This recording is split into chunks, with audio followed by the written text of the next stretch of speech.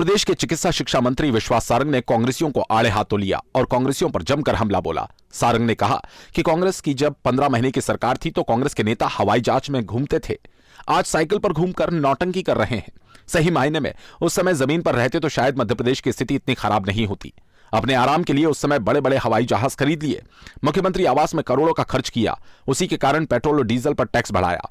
मैं कांग्रेस के नेताओं को चुनौती देता हूं कि वो सही मायने में विरोध करना चाहते हैं तो इस बात की घोषणा करें कि वो परमानेंट रूप से साइकिल पर ही घूमेंगे। देखिए, कांग्रेस की जब 15 महीने सरकार थी तो कांग्रेस के नेता हवाई जहाज में घूमते थे, आज साइकिल पर घूमकर नाटक कर रहे हैं, नौटंकी कर रहे हैं। सही मायने में यदि उस समय जमीन पर रहते तो मध्य प्रदेश की स्थिति इतनी खराब नहीं होती।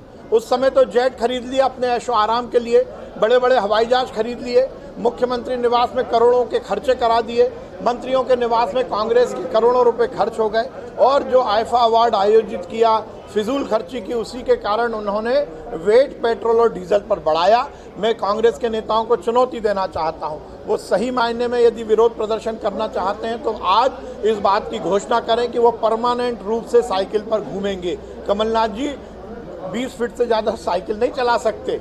ये नाटक नौटंकी करने से राजनीति नहीं चलती। पहले हवाई जहाज में नहीं घूमते तो कमलनाथ जी आज आपको साइकिल पर घूमने की स्थिति नहीं बनती। वहीं जल संसाधन मंत्री तुलसी सिलावट ने भी कांग्रेसियों पर निशाना साधते हुए कहा कि कांग्रेस का स्थान साइकिल पर ही बचा है। मध्य प्रदेश में कांग्रेस बची ही नहीं, कांग्रेस धरातल पर चली गई, इसलिए उनको जो नाटक नौटंकी करना है उन्हें करने देना चाहिए।